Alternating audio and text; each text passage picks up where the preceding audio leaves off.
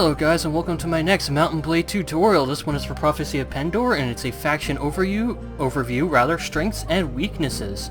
Now, I chose a path that unfortunately got me ticked off at the Empire, but anyway, this is going to be a faction overview where I will go over the strengths of the Empire, Sarleon, the Deshar, Fierdsvain, Ravenstern, and the other faction, which is Pendor. And yeah, each one has their own strengths and weaknesses, and it could be confusing to figure out which one is which initially.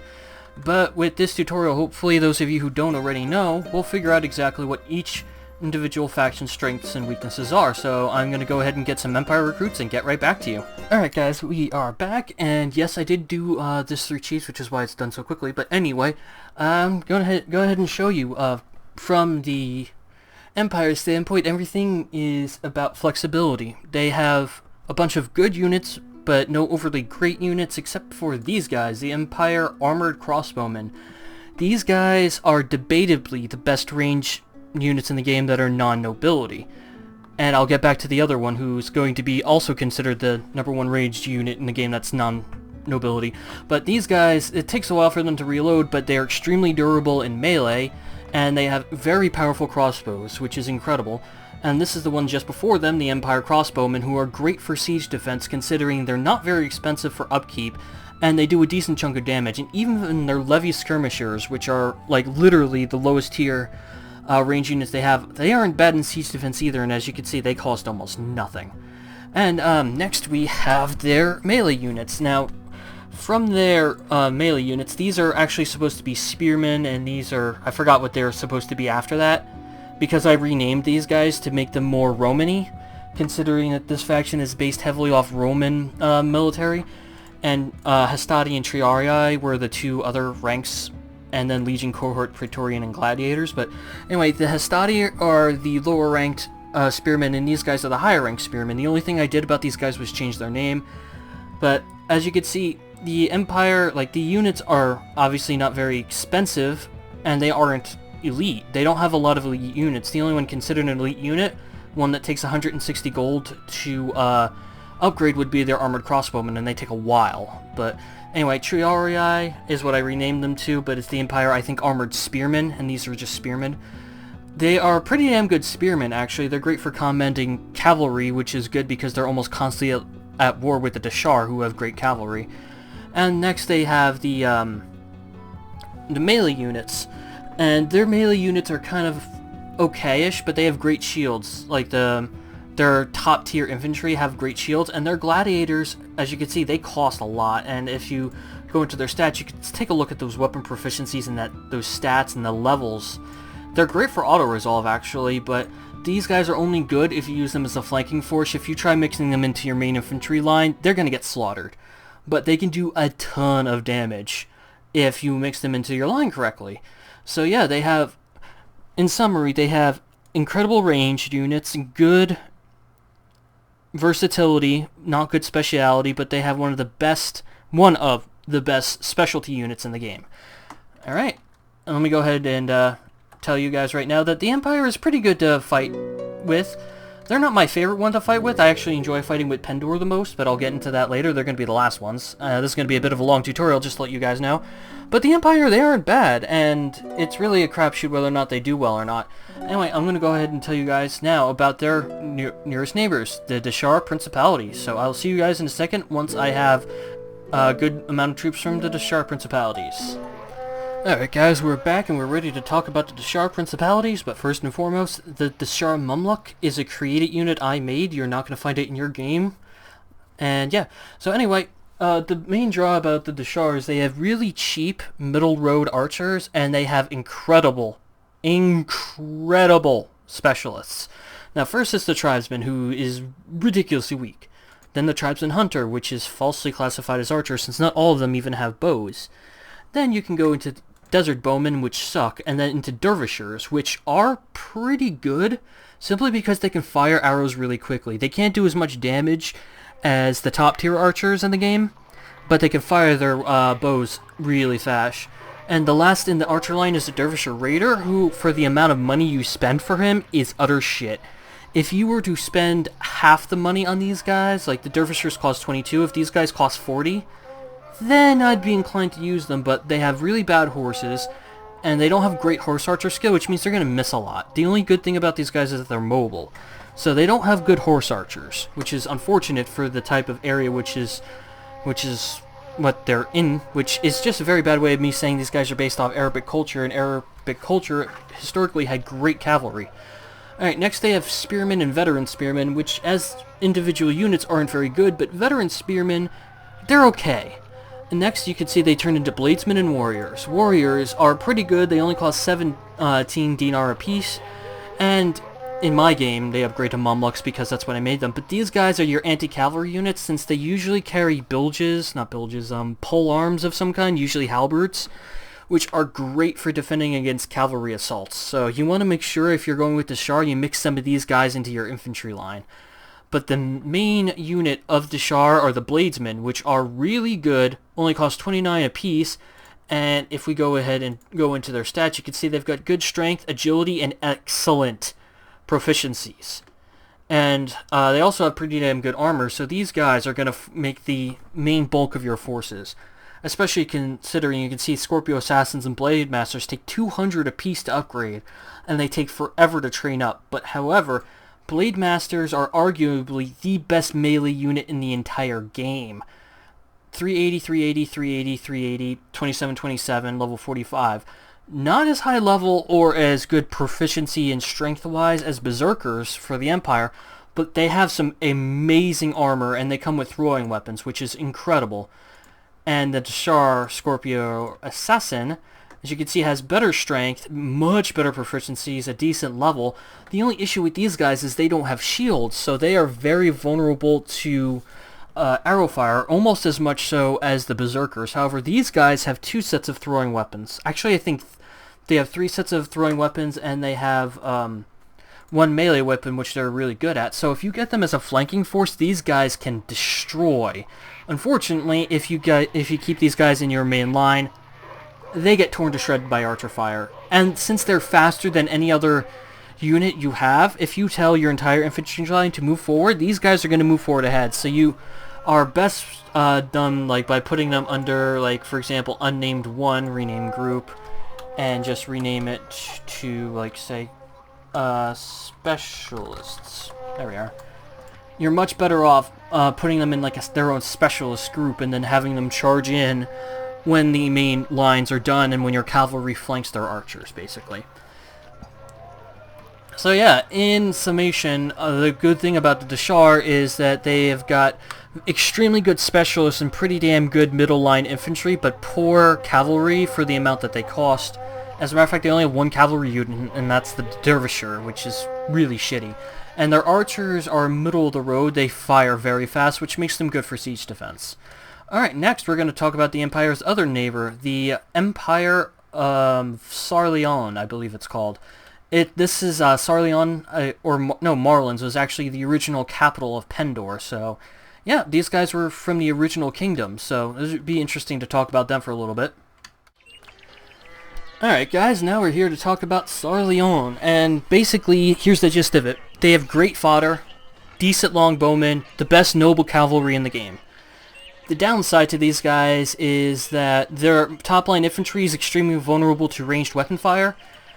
You have to keep a mix of infantry units because they don't have a lot of durability. It's literally just a fork in their upgrade tree. It's not an upgrade tree.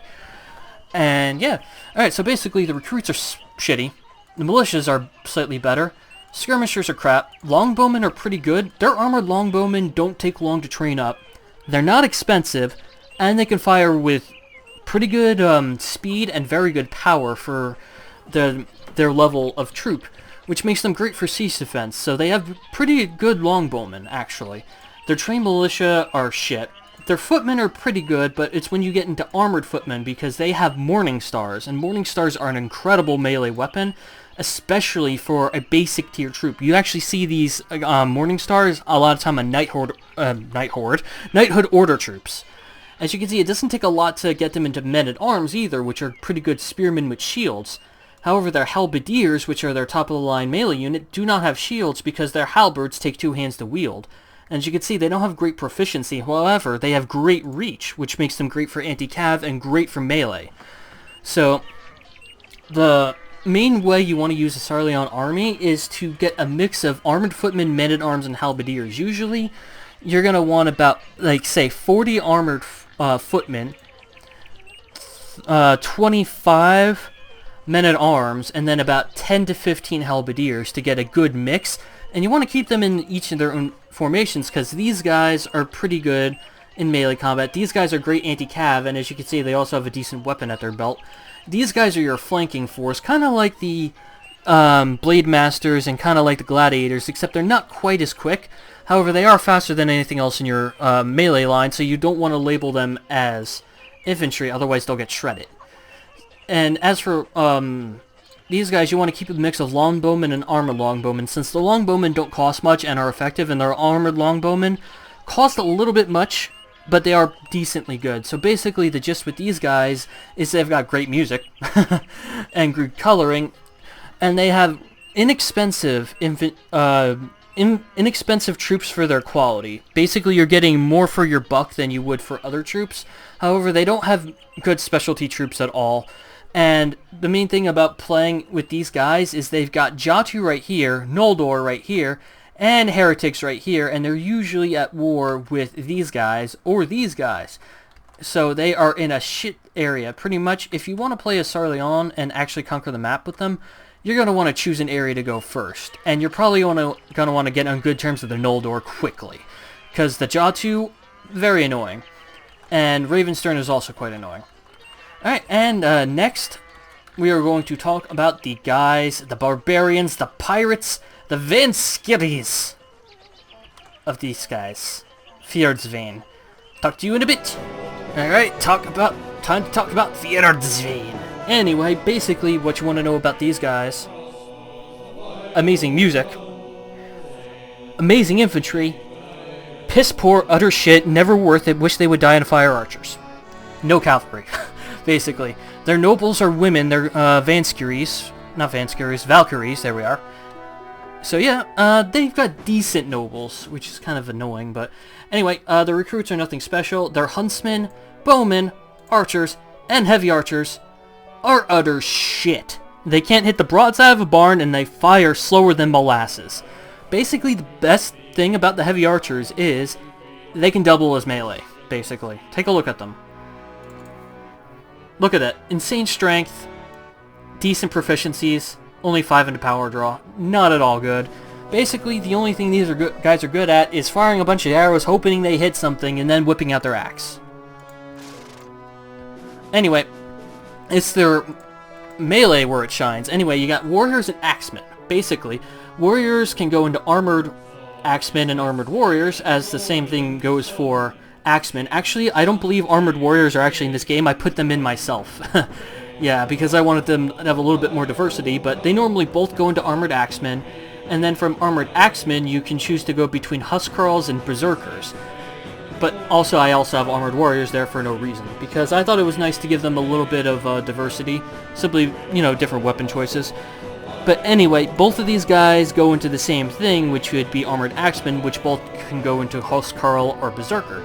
Now, armored axemen are incredible units for sieges, considering they can shatter shields apart, which makes these guys amazing for siege offense and really good at siege defense, which is pretty good too, because these guys need to be good at siege defense considering their archers are utter bullshit.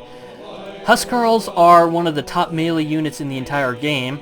As you can see, they've got really good strength, good proficiencies, they've got good skills, and they also have some of the best armor, and by far the best shield of any top-tier melee unit in the game. And berserkers, oh, berserkers. They don't have the strength of the gladiators, and they just barely miss out on the proficiencies, and they're 5 levels lower, but they've got better skills and better power strike and all that fun stuff, and they're pretty much as good in auto-resolve. They're also specialists, which means that you have to make sure that you don't put them in your front lines, again, because they're really fast. So if you put them in your infantry group, they're going to get slaughtered. So yeah, you want to be careful where you use these guys, and only a few of these guys at a time because they're so goddamn expensive. So basically, Fierdsvain. Fierdsvain has great music, incredible infantry diversity, piss poor archers, poor cavalry and nobility, basically. Alright, next up is Ravenstern, and then after that Pendor. Unfortunately for Pendor, I'm going to have to create my own kingdom in order to recruit them, which means pissing these guys off and then cheating my way through a bunch of battles, basically. Simply to get the point across. I don't feel like having to play an entire game of Prophecy of Pendor just to emphasize what Pendor is all about. Alright, so I will see you guys at the capital of Ravenstern, which is obviously Ravenstern. Teleportation! Okay, time to talk about Ravenstern, my second favorite faction to play as, simply because of one reason. Best archers ever! Anyway, as you can see, they go from Skirmisher, Archer, Warden, Ranger, and Mountain Ranger at the same time. Not Mountain, Mounted. Anyway, the Rangers are considered to be the best non-noble archers in the entire game besides the Noldor.